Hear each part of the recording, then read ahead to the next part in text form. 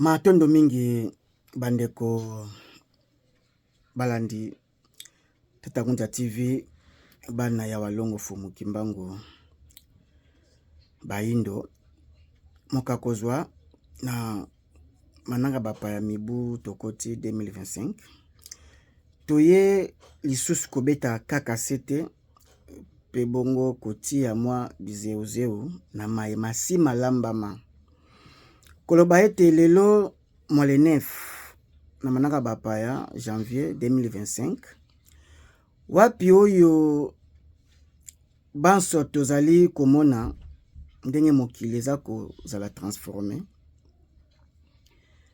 makambu bakondanelaki oyo baza kokontinue kokondanele to kosala ba bloc po bakombattre Poutine la grande Russie eza po azolinga kozwa ba territoire na ye oyo a perdra lokola Ukraine moni akotisa ngo epa na ye to aza na contrôle na yango.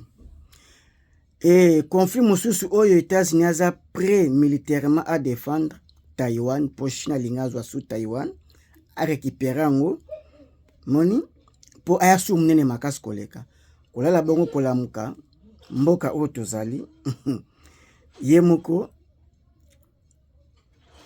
Donald Trump alobi Canada fait comme 51e état États-Unis na ba sanction moko économique a kopesa bango pe ko récupérer bongo il to canal ya Panama dans mboka ya Panama alingi azwa ngo comme bongo États-Unis d'Amérique.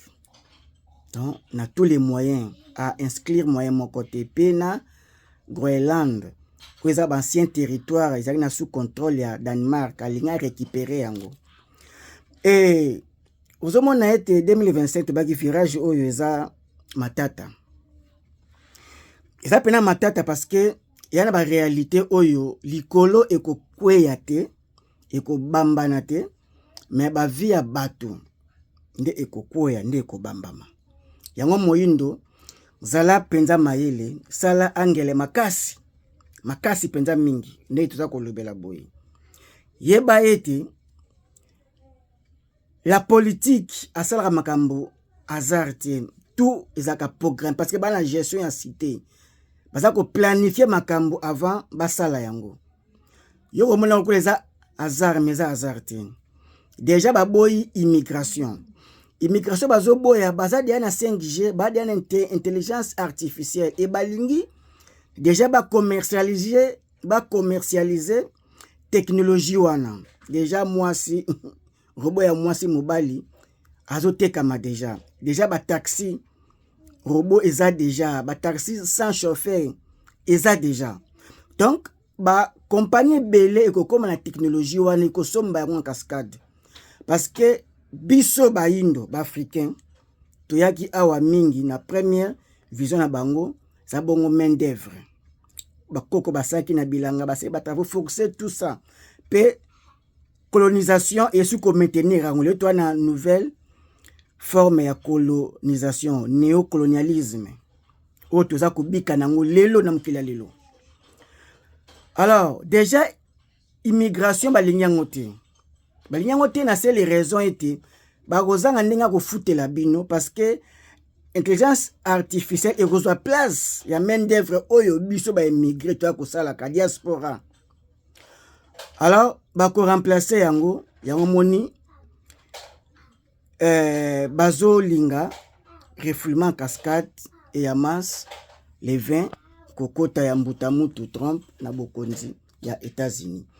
Et on vit mieux que chez soi muke ode atozwi tomi simbela tomi lengela pambate lobi oyebite garantie makasi kozala kaka na mabele na biso na bamboka na biso ya bakoko na biso pambate toyaki awa pona problème ya finance crise financière na bamboka na biso nde toyaki na bamboka bapaya soki olingi osomba mboka mupaya okosomba ngote parce que koko alonaki na mabele ya mupaya te e balonaka nzete na mabele ya bapaya te.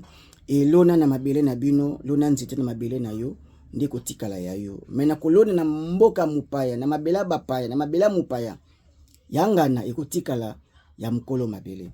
Toyeba ete Afrique soki eza na se, ya devoir sacré ya biso, ba africain ba indo, totombola mama na biso Afrique. Moka kozwa, pamba te, walongo fumu kimbangu, alingi ba indo makasi koleka. Nde aza kosala ngonga nyonso, mate ya boye, ekomela biso. Tomi simbana, tomi lingana, fumu kimbangu, eliki ya ba indo, mobatela ba indo, alongisa ba indo epai banso, tozwami, moka kozwa na banso. Yaki mpa vita, mobandi misala, mokobi ya na biso, balongo pe bakoko, sima, pe liboso bazingela, batambusa biso, bakoko na biso nde basantu po na biso, matondo.